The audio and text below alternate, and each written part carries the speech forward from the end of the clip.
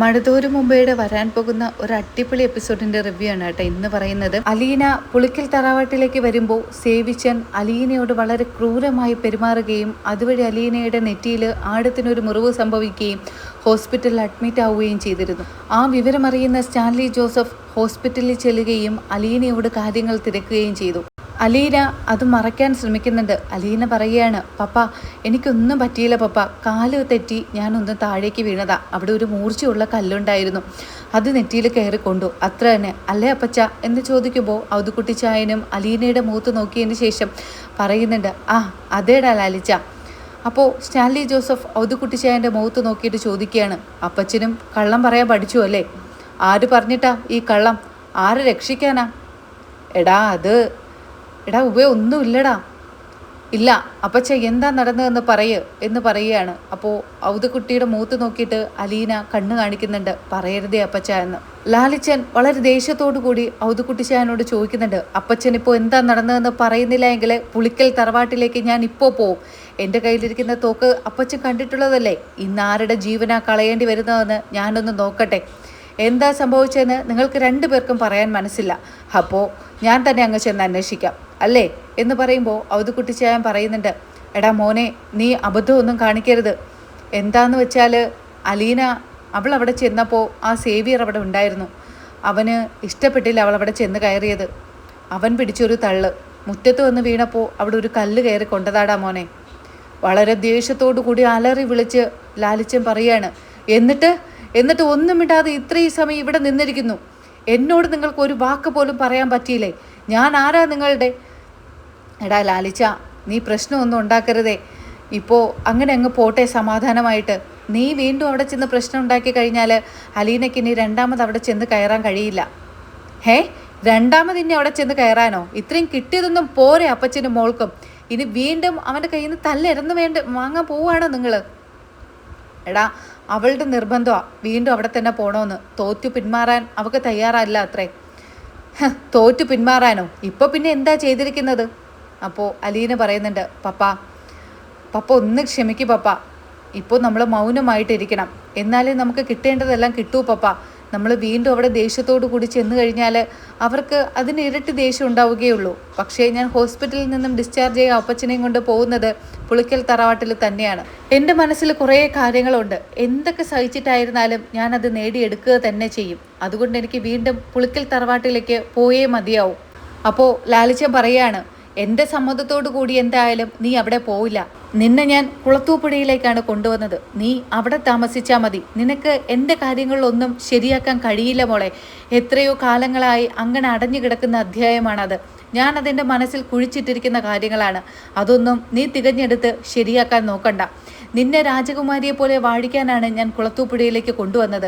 നീ എന്തിനാണ് അവരുടെ അടിമയെ പോലെ അവരുടെ ശകാരവും കേട്ട് ഉപദ്രവവും സഹിച്ച് ആ പുളിക്കൽ തറവാട്ടിലേക്ക് പോകുന്നത്? റീത്താമ്മയെ നിനക്കറിയില്ല. എന്ത് വൃത്തികേടും ചെയ്യാൻ മടിക്കാത്തവളാണ് റീത്താമ്മ. അത് എനിക്ക് നന്നായിട്ടറിയാം. അതുകൊണ്ട് അവളോട് മത്സരിക്കാൻ നീ പോകരുത്, നീ തോറ്റുപോകും. വീണ്ടും അലീന പറയുന്നുണ്ട്, ഇല്ല പപ്പ, അങ്ങനെ തോറ്റു കൊടുക്കാൻ ഉദ്ദേശിച്ചിട്ടല്ല അലീന അങ്ങോട്ടേക്ക് പോയത്. അത് പപ്പയ്ക്ക് വഴിയേ മനസ്സിലാവും. പപ്പയുടെ ജീവിതത്തിലേക്ക് ടെൽസയും എൽസയും ടോജോയും ഏൽസാമയും എല്ലാവരും തിരിച്ചു വരണം. പപ്പയുടെ ജീവിതം വളരെ സന്തോഷമാവണം. അതിനിടയിൽ എനിക്കും നിന്ന് സന്തോഷിക്കണം. ആ ഒരു ദൗത്യമാണ് എൻ്റെ മനസ്സിലുള്ളത്. അതുകൊണ്ട് പപ്പ എന്നെ തടയരുത്. എനിക്കവിടെ പോയേ മതിയാവും. റീത്താമ്മ ഇത്രയും നാളും പപ്പയെ പറ്റിച്ച് ജീവിച്ചു, എൽസാമയെയും മക്കളെയും പറ്റിച്ചു. അതെല്ലാം അവർക്ക് ബോധ്യപ്പെടുത്തി കൊടുക്കണം. അവരുടെ ആ ഒരു ചീഞ്ഞ മനസ്സ് പുറത്തു കൊണ്ടുവരണം. അവരുടെ കള്ളത്തരങ്ങൾ എൽസാമയ്ക്ക് മനസ്സിലാക്കി കൊടുക്കണം. ചേച്ചിയെ വളരെ നല്ല വ്യക്തിയായിട്ട് കാണുന്ന, ദൈവത്തെ പോലെ സ്നേഹിക്കുന്ന ആ എൽസാമയ്ക്ക് ചേച്ചിയുടെ ആ ഒരു നശിച്ച മുഖം തുറന്ന് കാണിച്ചു കൊടുക്കുക തന്നെ വേണം പപ്പ. അതുകൊണ്ട് എനിക്ക് അങ്ങോട്ട് പോയേ മതിയാവും. അലീനയുടെ തീരുമാനത്തെ ഇനി തിരുത്താൻ കഴിയില്ല എന്ന് മനസ്സിലാക്കുന്ന സ്റ്റാൻലി ജോസഫ് റീത്താമ്മയോട് സംസാരിക്കുകയാണ്. റീത്താമ്മ വളരെ മോശമായിട്ട് തന്നെയാണ് സ്റ്റാൻലിയോട് പെരുമാറുന്നത്. നീ ആരാടാ? നിൻ്റെ ആ അഴിഞ്ഞാട്ടക്കാരി മകളെ എൻ്റെ വീട്ടിലോട്ട് അയച്ചിട്ട് നീ എനിക്ക് നേരെ നിന്ന് തുള്ളുന്നോ? നിൻ്റെ മകളെ ഒതുക്കാനുള്ള കാര്യങ്ങളെല്ലാം എൻ്റെ കയ്യിലുണ്ട്. സേവിയർ എന്ന് നല്ലവണ്ണം കൊടുത്തു വിട്ടതാ, അതവക്ക് മതിയായില്ല, വീണ്ടും ഇങ്ങോട്ട് തന്നെ വന്നിരിക്കുന്നു. ആ ഒരു അവിഹിത സന്തതിയെ ഏറ്റെടുക്കാൻ ഞങ്ങൾ തയ്യാറല്ല. അവൾ എന്ത് വിചാരിച്ചിട്ടാ ഇങ്ങോട്ടേക്ക് വന്നത്? നിന്റെ സ്വത്തുക്കൾ നിന്റെ മക്കൾക്ക് അവകാശപ്പെട്ടതാണ്, നിന്റെ ഭാര്യയ്ക്കും. ഇത് കേൾക്കുമ്പോൾ സ്റ്റാൻലി ജോസഫ് പല്ലുകൾ കടിച്ചമർത്തി പിടിച്ച് റീത്താമ്മയോട് പറയുന്നുണ്ട്, നീ ആരാ അതിനെപ്പറ്റി പറയാൻ? എൻ്റെ ജീവിതം കുട്ടിച്ചോറാക്കിയവളല്ലേ നീ? നിന്റെ അനിയത്തി വിചാരിച്ചു വെച്ചിരിക്കുന്നത് നീ വലിയ പുണ്യാളത്തെയാണെന്നാ, കാണപ്പെട്ട അവളുടെ ദൈവമാണെന്നാ, അവളുടെ അന്നം കൊടുക്കുന്ന ദൈവം നീയാണെന്നാണ് അവളുടെ വിചാരം. അതെല്ലാം കാലം തെളിയിക്കും.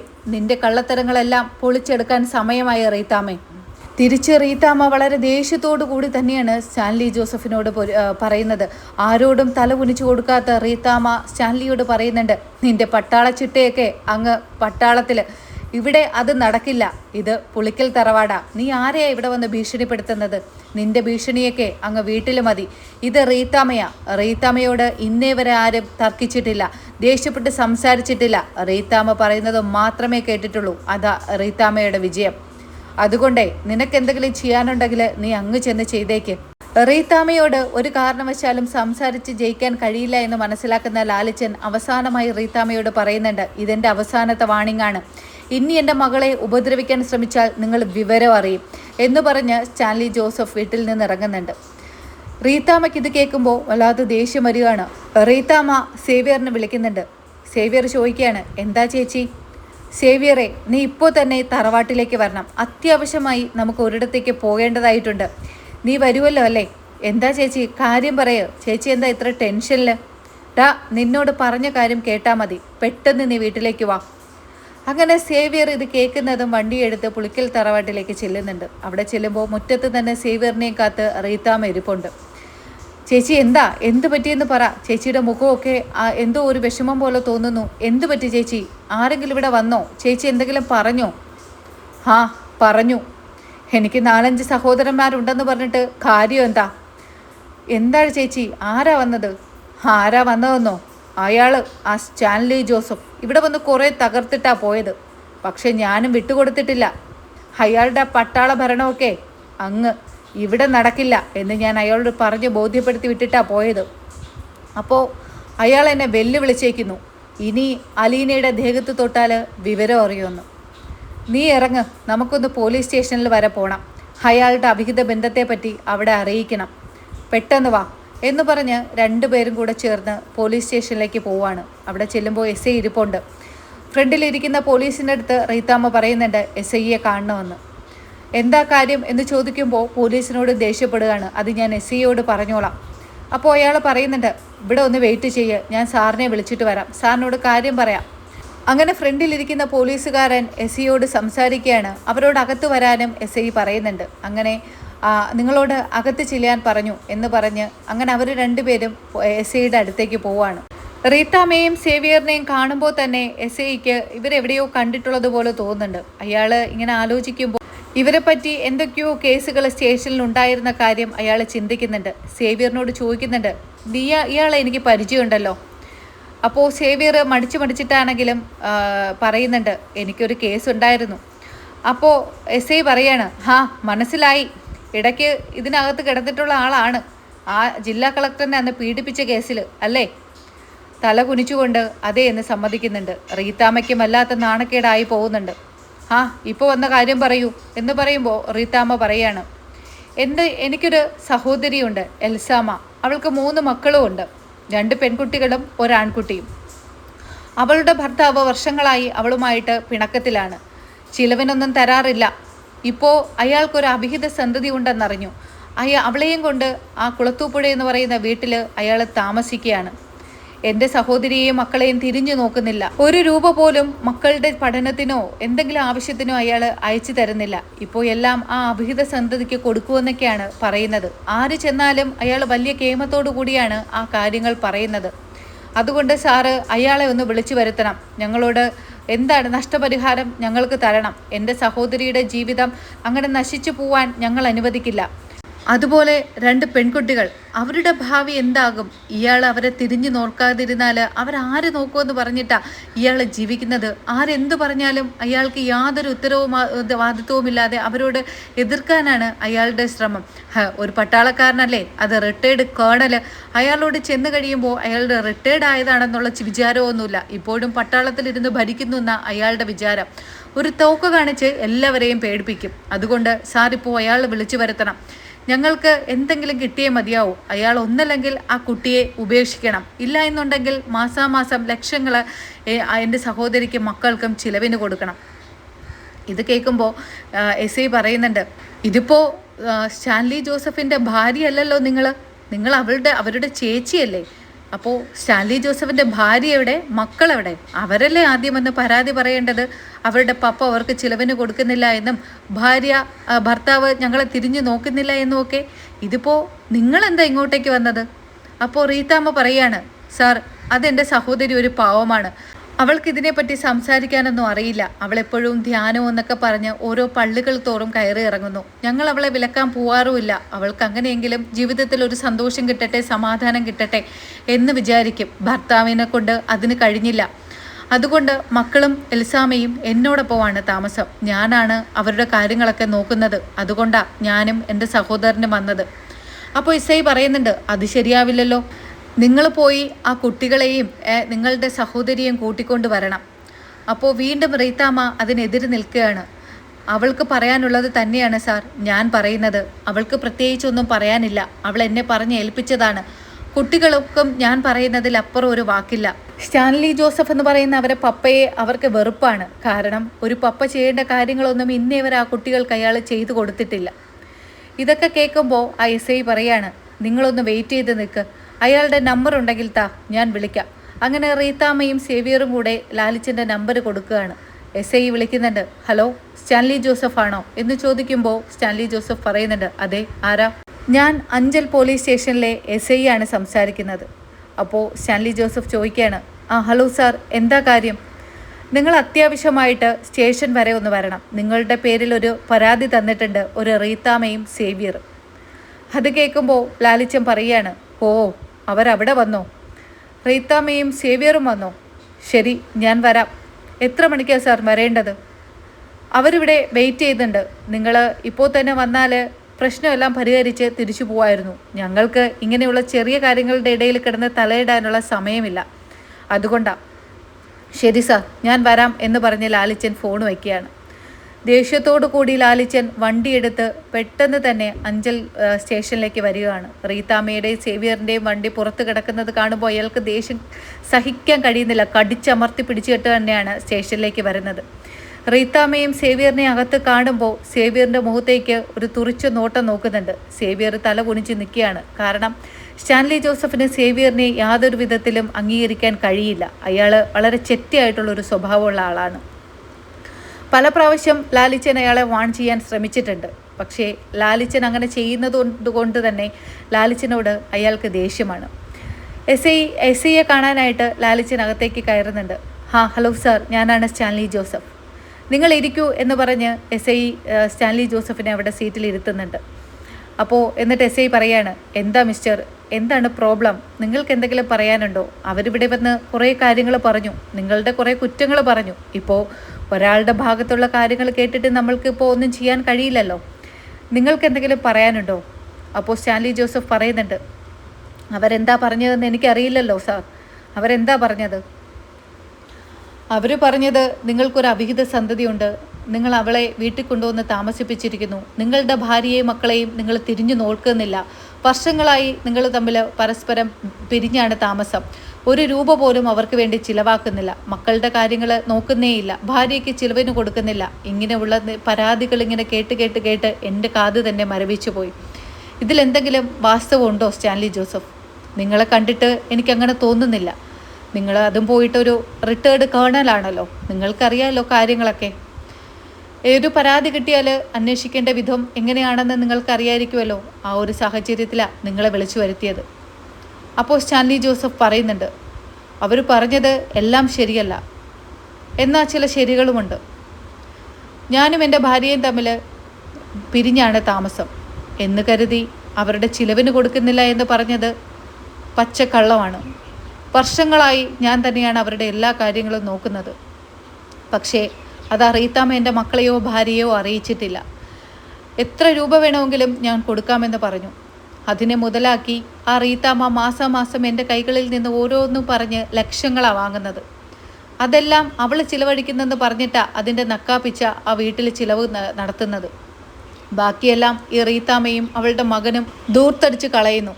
എൻ്റെ ഭാര്യയ്ക്കും മക്കൾക്കും നയാ പൈസ കിട്ടുന്നുണ്ടോ എന്നുള്ള കാര്യം എനിക്കറിയില്ല. ഞാൻ പക്ഷേ മാസാമാസം മുടങ്ങാതെ അവൾ ചോദിക്കുന്ന പൈസ കൊടുക്കുന്നുണ്ട്. കുട്ടികളുടെ യൂണിഫോമെന്നും കുട്ടികളുടെ ചിലവെന്നും സ്കൂളിലെ കാര്യങ്ങളെന്നും അങ്ങനെ ഓരോന്നും പറഞ്ഞ് എൻ്റെ കയ്യിൽ നിന്ന് അവൾ ഇഷ്ടം പോലെ പൈസ വാങ്ങുന്നുണ്ട്. ഞാൻ അതിനൊന്നും ഒരു കണക്കും ചോദിക്കാറില്ല. എൻ്റെ മക്കളുടെ കാര്യമല്ലേ, ഭാര്യയുടെ കാര്യമല്ലേ, പിണങ്ങിയായാലും ഞാൻ അവരെ നോക്കേണ്ട ഉത്തരവാദിത്വം എനിക്കല്ലേ. അതുകൊണ്ട് ഞാൻ ഒന്നിനും കണക്ക് ചോദിക്കാറില്ല. അവർ ചോദിക്കുന്ന എല്ലാം ഞാൻ കൊടുക്കുന്നുണ്ട്. അവൾക്ക് കാറ് വേണമെന്ന് പറഞ്ഞു, അത് ഞാൻ എൻ്റെ ക്യാഷിന് വാങ്ങിച്ചു കൊടുത്തു. വീട്, അവളുടെ വീടിനടുത്ത് തന്നെ വീട് വേണമെന്ന് പറഞ്ഞു, അതും ഞാൻ സാധിച്ചു കൊടുത്തു. ഇപ്പോൾ എനിക്ക് മനസ്സിലായി അന്ന് ഞാൻ ചെയ്തതൊരു പച്ച മണ്ടത്തനമാണ് എന്ന്. ഞാൻ വിചാരിച്ചു ഞാൻ ജോലിയിലല്ലേ, എൻ്റെ ഭാര്യയും മക്കളും ഒറ്റപ്പെട്ട ഒരിടത്ത് കഴിയണ്ടല്ലോ, അവൾക്കൊരു സഹായത്തിന് ഓടി വിളിച്ചാൽ വരുത്തൊക്കെ വേണം അവളുടെ സഹോദരന്മാരും സഹോദരിയും അമ്മയും അച്ഛനും ഒക്കെ അവിടെ ഉണ്ടല്ലോ എന്ന് കരുതിയാണ് അവരുടെ വീടിനടുത്ത് ഞാൻ വീട് വാങ്ങിക്കൊടുത്തത്. പിന്നെ എനിക്ക് മനസ്സിലായി എൽസാമയെ റീത്താമ്മ പറഞ്ഞു വഞ്ചിക്കുകയാണ് എന്ന്. എന്നോട് എതിർക്കാനായിട്ട് പല കാര്യങ്ങളും പറഞ്ഞു കൊടുക്കും. ഞാൻ മോശക്കാരനാണെന്ന് കാണിക്കാൻ വേണ്ടി അവൾ പലതും ചെയ്യും. അങ്ങനെ ഓരോ ദിവസം ഫോൺ ചെയ്യുമ്പോഴും എൽസാമയ്ക്ക് എന്നോട് കുറ്റങ്ങൾ മാത്രമായിരുന്നു പറയാനുണ്ടായിരുന്നത്. എന്നിലെ കുറ്റങ്ങൾ അവളിങ്ങനെ തേടി കണ്ടുപിടിക്കുകയായിരുന്നു. അങ്ങനെ എനിക്ക് മനസ്സിലായി ഞങ്ങൾ തമ്മിൽ ഒരുമിച്ച് പോകില്ല എന്ന്. എൽസാമയ്ക്ക് എപ്പോഴും അവളുടെ ചേച്ചി റീത്താമ്മയും അവളുടെ വീട്ടുകാരും പറയുന്നതാണ് ശരി. അതുകൊണ്ട് ഞാൻ അതിലിടപെടാൻ പോവാറില്ല. മക്കളെയും പറഞ്ഞ് തെറ്റിദ്ധരിപ്പിച്ചു. അങ്ങനെ എൻ്റെ ജീവിതം കുട്ടിച്ചോറാക്കിയവളാണ് ആ റീത്താമ്മ. എന്നിട്ടിപ്പോൾ എനിക്ക് നേരെ വന്ന് പരാതി കൊടുത്തിരിക്കുന്നു. ഇപ്പോൾ ഞാൻ എൻ്റെ മകള് ശരിയാണ്, ഞാൻ കല്യാണത്തിന് മുന്നേ ഒരു കുട്ടിയെ പ്രണയിച്ചിരുന്നു. അവളിൽ എനിക്കൊരു കുഞ്ഞുണ്ടായി എന്ന് ഞാൻ വർഷങ്ങൾക്ക് ശേഷമാണ് അറിയുന്നത്. അപ്പോൾ എനിക്ക് ആ കുട്ടിയെ ഉപേക്ഷിക്കാൻ കഴിയുമോ സാർ? നിങ്ങളുടെ നിയമം അതിനനുവദിക്കുന്നുണ്ടോ? ആ കുട്ടിയെ ഞാൻ ഏറ്റെടുത്തു. എൻ്റെ സ്വത്തുക്കൾ കൊടുത്ത് ഞാൻ അവളെ നോക്കാൻ തീരുമാനിച്ചു എന്ന് കരുതിയിട്ട് എൻ്റെ ബാക്കി മക്കൾക്ക് ഞാൻ എൻ്റെ സ്വത്തുക്കൾ കൊടുക്കില്ല എന്നല്ല. അവർക്ക് 3 പേർക്കും കൊടുക്കുന്നതിൽ ഒരു വിഹിതം മാത്രമാണ് ഞാൻ എൻ്റെ മോൾക്കും കൊടുക്കാൻ തീരുമാനിച്ചത്. 23 വർഷങ്ങൾ അവൾ അനാഥയെ പോലെ ജീവിച്ചു. അച്ഛനാര് അമ്മയാര് എന്നറിയാതെ ഒരു അനാഥ പെണ്ണ്. ഇപ്പോൾ അച്ഛനെന്നുള്ള ഞാൻ ജീവിച്ചിരിക്കെ ഞാൻ ഇത്ര ആർഭാടത്തോടെ കഴിയുമ്പോൾ എൻ്റെ മക്കൾ വീണ്ടും അനാഥാലയത്തിൽ കഴിയുന്നത് എനിക്ക് സഹിക്കാൻ കഴിയുമോ? നിങ്ങളും ഒരച്ഛനായിരിക്കില്ലേ? നിങ്ങൾക്കാണ് ഈ ഒരു അവസ്ഥ ഉണ്ടായിരുന്നെങ്കിൽ നിങ്ങൾ എന്ത് ചെയ്യുമായിരുന്നു? ഞാൻ അതേ ചെയ്തിട്ടുള്ളൂ. എൻ്റെ മകളെ ഞാൻ അറിഞ്ഞപ്പോൾ ഞാൻ അവളെ ഉപേക്ഷിച്ചില്ല. അവളെ വളർത്താൻ തയ്യാറായി, അവളെ ഏറ്റെടുക്കാൻ തയ്യാറായി. അത് ഇത്ര വലിയ തെറ്റാണോ? സാറ് ഒരു കാര്യം മനസ്സിലാക്കണം. അവൾക്ക് വാക്സാമർഥ്യം ഇത്തിരി കൂടുതലാണ്. വാതോരാതെ അവളിങ്ങനെ എൻ്റെ ഓരോ കുറ്റങ്ങളും പറയുന്നുണ്ടായിരുന്നല്ലോ. ഇങ്ങനെ തന്നെയാണ് എൻ്റെ ഭാര്യയുടെ മനസ്സിലും മക്കളുടെ മനസ്സിലും വിഷം കുത്തിവെച്ച് എന്നിൽ നിന്നും വേർതിരിച്ചത്. എന്നിട്ട് അവൾ എന്താ പറഞ്ഞത്? ആ വീട് അവൾ സമ്പാദിച്ചത്, അവളെ കാറ് സമ്പാദിച്ചു, അവൾ സമ്പാദിച്ചിട്ട് എൻ്റെ മക്കളെയും ഭാര്യയും പോറ്റുന്നു. ഇതൊക്കെ എവിടത്തെ ന്യായമാ സാർ? ഞാൻ അയച്ചു കൊടുത്ത പൈസ കൊണ്ടാണ് അവൾ ആ കാറ് വാങ്ങിച്ചത്. എൻ്റെ അധ്വാനം കൊണ്ടാണ് ആ വീട് വാങ്ങിച്ചത്. ഞാൻ അയച്ചു കൊടുക്കുന്ന പൈസ കൊണ്ടാണ് എൻ്റെ മക്കളുടെയും ഭാര്യയുടെയൊക്കെ ചിലവ് കഴിഞ്ഞു പോകുന്നത്. എന്നിട്ട് അവൾ എന്ത് പറയുന്നു? അവളാണ് ഇത്രയും കാലം അവരെ നോക്കിയതെന്ന്. ഞാൻ അതിനൊന്നും എതിറി നിൽക്കാൻ പോയില്ല. ശരി, അങ്ങനെ ആവട്ടെ എന്ന് കരുതി. പക്ഷേ ഇപ്പോൾ അവൾ എന്താ ചെയ്തത്? എൻ്റെ മക്കളെയും ഭാര്യയും കാണാൻ ആ വീട്ടിലേക്ക് ചെന്നപ്പോൾ അവൾ അവിടുന്ന് തല്ലി ഇറക്കി, പിടിച്ചു തള്ളി. ആ സേവിയർ എന്ന് പറയുന്ന ആൾ എൻ്റെ മോളെ ഉപദ്രവിച്ചു. ഇതിന് ഞാൻ ചോദിക്കാൻ ചെന്നതിൻ്റെ പ്രതികാരമായിട്ടാണ് സാർ ഇപ്പോൾ അവൾ ഈ സ്റ്റേഷനിൽ വന്ന് പരാതി പറയുന്നത്. സാർ അവരെ വിളിച്ച് ചോദിച്ചു നോക്കൂ. അപ്പോൾ അവർക്ക് എന്ത് പറയാനുണ്ടെന്നറിയട്ടെ. എൻ്റെ മുന്നിൽ വെച്ച് എന്തായാലും റീത്താമ്മ ഞാൻ പറഞ്ഞ കാര്യങ്ങൾ നിരസിക്കില്ല. കാരണം എൻ്റെ പൈസ അവൾ ഒരുപാട് കാർന്ന് തിന്നുന്നുണ്ട്. അവൾക്ക് ഭർത്താവില്ല, ആർഭാടത്തോടു കൂടി ജീവിക്കണം, മറ്റുള്ളവരുടെ തല്ലിയും പിണക്കിയും ഒക്കെ പൈസ സമ്പാദിക്കണം. അത് മാത്രമേ ഉള്ളൂ അവളുടെയും ആ മകൻ്റെയും ചിന്ത. മകൻ്റെ സ്വഭാവത്തെപ്പറ്റി പറയുന്നില്ല. സാറ് എന്തായാലും ഞാൻ പറഞ്ഞത് ഇപ്പോൾ സാറിന് ബോധ്യമായി കാണുമെന്ന് വിചാരിക്കുന്നു. ഇനി സാറിന് തീരുമാനമെടുക്കാം. അങ്ങനെ എസ് ഐ പുറത്തിറങ്ങി റീത്താമ്മയെയും സേവിയറിനെയും വിളിക്കുകയാണ്. എന്നിട്ട് പറയുന്നുണ്ട്, നിങ്ങളുടെ 2 പേരുടെ പരാതിയും ഞാൻ കേട്ടു. എനിക്കിതിൽ നിന്നും ഒരു കാര്യം മനസ്സിലായി. റീത്താമ്മ എന്തൊക്കെയോ ഒളിച്ചു വയ്ക്കുന്നുണ്ട്, ഇല്ലേ റീത്താമ്മേ? അപ്പോൾ റീത്താമ്മ പറയാണ്, എന്താ സാർ? ഞാനൊന്നും ഒളിച്ചു വയ്ക്കുന്നില്ല. അപ്പോൾ എസ് ഐ ചോദിക്കുകയാണ്, നിങ്ങളിപ്പോൾ ഒരു കാറിലല്ലേ വന്നത്?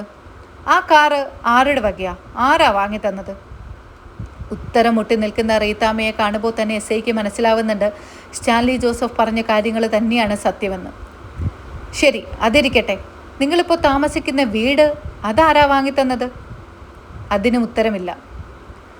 അപ്പോൾ ലാലിച്ചൻ പറയുന്നുണ്ട്, കണ്ടില്ലേ സാർ, അവളുടെ കള്ളത്തനപ്പോൾ മനസ്സിലായില്ലേ? അവൾക്കൊരു ഉത്തരവും ഇല്ല. അവൾ കുനിഞ്ഞു നിൽക്കുന്നത് കണ്ടില്ലേ, കള്ളികളെ പോലെ. ഞാൻ അധ്വാനിച്ചുണ്ടാക്കിയതാ ഇതെല്ലാം. എന്നിട്ട് അതിൻ്റെ അധികാരം എല്ലാം പിടിച്ചെടുക്കാൻ ശ്രമിക്കുന്നവളാണ് അവൾ.